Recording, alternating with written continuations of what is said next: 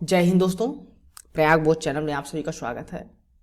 और आज हम लोग फंडामेंटल राइट के अंतर्गत पढ़ेंगे आर्टिकल 14 को, जो समानता की बात करता है, इक्वलिटी की बात करता है। तो इसको समझने की कोशिश करेंगे, किस प्रकार की समानता देता है आर्टिकल 14, क्या प्रोविजन है और इसके एक्सेप्शंस कौन कौन से हैं हमारे कॉन्स्टिट्यूशन में, उसको भी हम लोग इस वीडियो के माध्यम से समझने की कोशिश करेंगे। तो आर्टिकल 14 है जो कहता है इक्वलिटी बिफोर लॉ की बात करता है। इसका स्टेटमेंट देख लेते हैं। आर्टिकल 14 हमारे कॉन्स्टिट्यूशन में कहता क्या है। आर्टिकल 14 का कहना है कि the state shall not deny any person equality before the law and equal protection of the law with in the territory of India.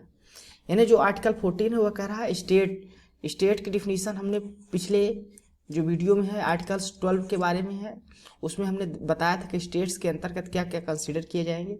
यदि आपको नहीं मालूम है स्टेट की डिफिनीशन तो आप लोग आर्टिकल 12 वाला वीडियो जरूर देख लीजिए। तो स्टेट जो होगा, कोई भी अथॉरिटी है जो सेंट्रल गवर्नमेंट के द्वारा, वह कभी भी डिनाई नहीं कर सकती किसी भी व्यक्ति को, कोई भी व्यक्ति, एनी पर्सन्स को, इक्वलिटी बिफोर लॉ, यानी सभी कानून के सभी के लिए कानून जो है तो समान होगा, कानून के समक्ष सभी जो है तो बराबर है। और साथ ही साथ दूसरी जो बात कहता है ये इक्वल प्रोटेक्शन ऑफ लॉ, यानी जो कानून है उसको सभी को समान उसका संरक्षण प्राप्त रहेगा with in the territory of India, India के अंदर। इंडिया जो भारतीय राज्य क्षेत्र है उसमें सभी को इक्वल प्रोटेक्शन ला रहेगा और इक्वल लॉ के खिलाफ सभी व्यक्ति समान रहेंगे। दो बातें कह रहा है, एक तो सभी कानून के समक्ष समान रहेंगे और सबको समान कानून का संरक्षण मिलेगा। अब यहाँ पर इस आर्टिकल्स में अगर इसको हम लोग डिकोड करना चाहे, इसको समझना चाहे, तो पहली बात कहा है कि एनी पर्सन्स के लिए कहा है। तो यहाँ जो एनी पर्सन्स जो वर्ड है उसका मतलब है वो व्यक्ति चाहे सिटीजन्स हो या फॉरेनर्स। याद रखिएगा, कोई भी आर्टिकल है जिसमें केवल अगर सिटीजन्स के वर्ड यूज हुआ है, सिटीजन वर्ड, तो केवल इंडियन नागरिकों को, जिनकी नागरिकता भारतीय है, उन्हीं के लिए वो राइट्स जो वो फंडामेंटल राइट्स है वो रहेगा। लेकिन जिस आर्टिकल्स में पर्सन्स का यूज किया जाएगा वो सिटीजन्स और फॉरेनर दोनों के लिए जो है तो वो आर्टिकल्स होगा। यहाँ पर पर्सन्स का और भी पर्सन्स में केवल कोई व्यक्ति बस नहीं आएगा, बल्कि कोई भी वो लीगल पर्सन हो सकता है, चाहे वो कोई स्टेचुरी कॉरपोरेशंस हो, कंपनीज हो, रजिस्टर्ड सोसाइटीज कोई भी हो, या कोई भी अदर टाइप का लीगल पर्सन है, वो भी जो है तो इस आर्टिकल्स मतलब इस पर्सन्स के डिफिनीशंस के अंतर्गत आएगा। तो यहाँ पर यह इसको समझना जरूरी है। अब हम लोग देख लेते हैं यहाँ पर दो जो कॉन्सेप्ट है वो कहाँ किस कंट्रीज से लिए गए हैं। तो दो कॉन्सेप्ट है। पहला कॉन्सेप्ट है इक्वलिटी बिफोर लॉ, यानी कानून के समक्ष सभी समान हैं। ये जो कॉन्सेप्ट लिया गया था ब्रिटिश के द्वारा।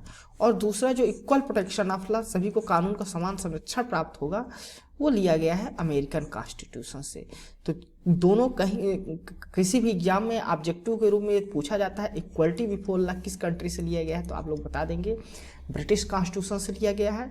यह पूछा जाता है equal protection of the law कहाँ से लिया गया है, तो बताएंगे आप लोग अमेरिकन कॉन्स्टिट्यूशन से। अब उसके बारे में और डिटेल ले लेते हैं। जो इक्वलिटी बिफोर लॉ है ब्रिटिश से जो लिया गया है उसका मतलब क्या होता है, उसको हम लोग उसके मीनिंग्स समझ लेते हैं। तो इक्वलिटी बिफोर लॉ जो है तो किसी भी व्यक्ति को प्रिविलेज देता है किसी भी प्रकार के, यानी उसको अब्सेंस रहेगा any privilege of in favour of any person, यानी कोई भी व्यक्ति किसी भी प्रकार का स्पेशल प्रिविलेज किसी को नहीं मिलेगा। सभी जो है तो इक्वल रहेंगे, किसी को कोई स्पेशल ट्रीटमेंट नहीं दिया जाएगा। पहला जो बात करता है। दूसरा जो बात करता है equal subjugation of all person to the ordinary law of land administration by ordinary law courts, यानी जो हमारे कंट्री का लॉ है वो सभी के लिए सभी पर समान रूप से लागू होगा। यानी जो हमारा कंट्री का कोर्ट है वो कोई भी लॉ है वो सभी पर समान रूप से लागू करेगा, किसी के साथ कोई भेदभाव नहीं करेगा। और साथ ही साथ तीसरी जो बात कहता है इक्वल बिफोर लॉ कि no person whether rich poor high low official non official is above the law, कोई भी व्यक्ति देश के जो कानून है, जो लॉ है, जो विधि है, उसके ऊपर कोई भी नहीं है। यानी सर्वोच्च कौन रहेगा? कानून, जो हमारा लॉ बन गया है कॉन्स्टिट्यूशन में वही सर्वोच्च रहेगा। उसके ऊपर देश के जो कानून है, नियम है, रूल कानून है, उसके ऊपर कोई भी व्यक्ति नहीं रहेगा, चाहे वो कोई भी अमीर हो या गरीब हो, कोई कितना भी बड़ा ऑफिशियल पर्सन हो या ना। तो इस प्रकार अगर देखें तो आर्टिकल्स जो 14 का इक्वलिटी बिफोर लॉ है, ये एक प्रकार का इसको कहा जाता है निगेटिव कॉन्सेप्ट है, इसको निगेटिव कॉन्सेप्ट माना जाता है। अब इसके अलावा यानी ये किसी प्रकार का आपको डिस्क्रिमिनेशन नहीं करने की बात करता है। अब जो दूसरा दूसरी जो इसमें कॉन्सेप्ट है आर्टिकल 14 में, वो कॉन्सेप्ट है इक्वल प्रोटेक्शन ऑफ लॉ का, जो अमेरिकन कॉन्स्टिट्यूशन से लिया गया है। अब ये क्या कहता है, इसका मतलब क्या है, इसको समझ लेते हैं। ये कहता है, पहली बात जो कहता है, equality of treatment under equal circumstances both in privilege conferred and liabilities imposed by the law. यानी जो इक्वलिटी रहेगी, जो इक्वल ट्रीटमेंट होगा, वो इक्वल लोगों के साथ किया जाए, इक्वल सर्कमस्टेंसेस, यानी एक ही तरह के लोगों के साथ ही इक्वल ट्रीटमेंट किया जाएगा। दो डिफरेंट पीपल्स है, दो अलग अलग उनके पास डिसिमिलरिटीज है, उनके साथ इक्वल ट्रीटमेंट की बात नहीं की जाएगी। यानी कि अगर एक क्लास 5 का बालक है, एक क्लास 12 का बालक है या ग्रेजुएशन का बालक है, उनका हम लोग कंपटीशन नहीं करा सकते। उनके नॉलेज, या कोई एक विकलांग व्यक्ति है और एक जो हो तो सक्षम व्यक्ति है, उनके दोनों को अलग अलग हम लोग ट्रीट कर सकते हैं। विकलांगों को एक तरह हम लोग ट्रीट कर सकते हैं, जिनको अब दिव्यांगजन कहा जाने लगा है, और जो एक इलाइट क्लास है, जो उसको एक इक्वल तरह का ट्रीटमेंट, हमें अलग अलग सर्कमस्टेंसेस में उस तरह के हमें ट्रीटमेंट करना होगा।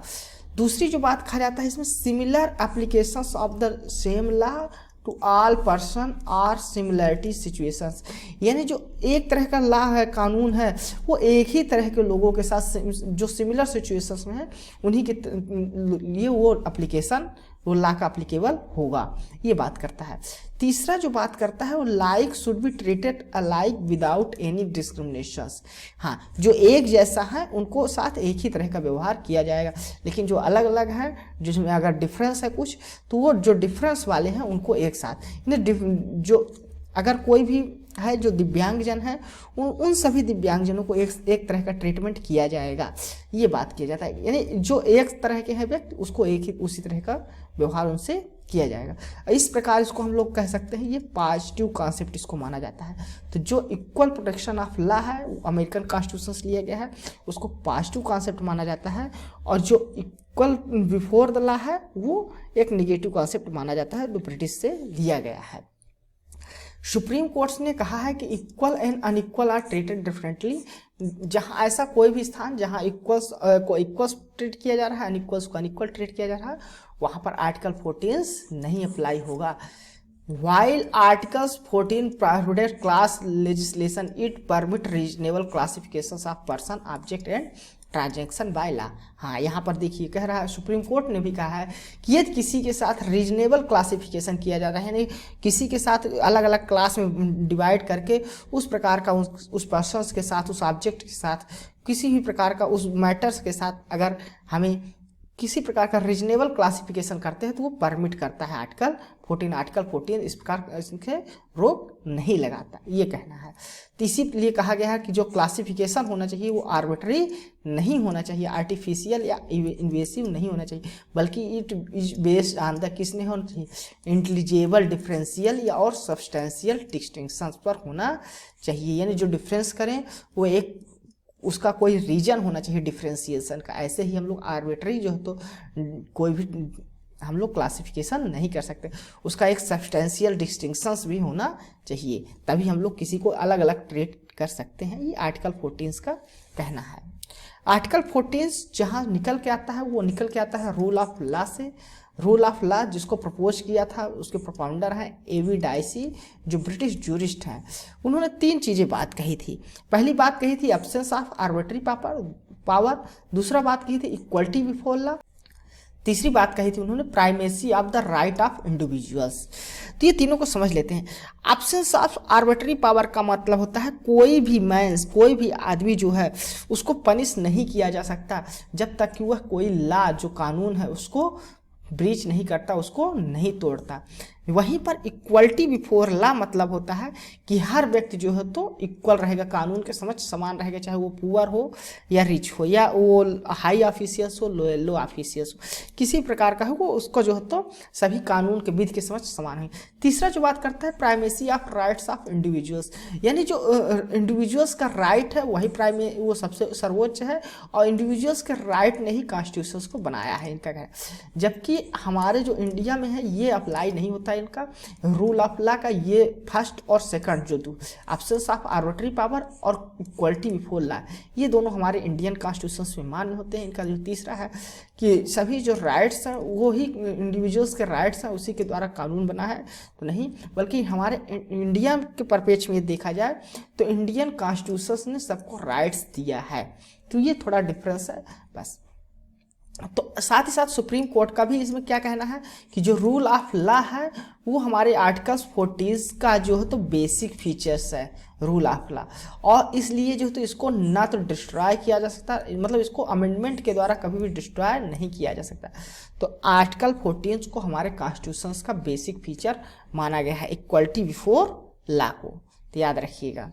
अब हम लोग देख लेते हैं कुछ एक्सेप्शंस भी रखे गए हैं हमारे कॉन्स्टिट्यूशंस में, ऐसे कुछ तरीके बताए गए हैं, ऐसे कुछ एक्सेप्शंस बताए गए हैं हमारे कॉन्स्टिट्यूशन में, कुछ आर्टिकल्स का प्रावधान किया गया है जो कुछ स्पेसिफिक सर्कमस्टेंसेस में इस इक्वलिटी के एक्सेप्शंस हैं, यानी इस इक्वलिटी को वो वहाँ पर उन आर्टिकल्स पे लागू नहीं होंगे।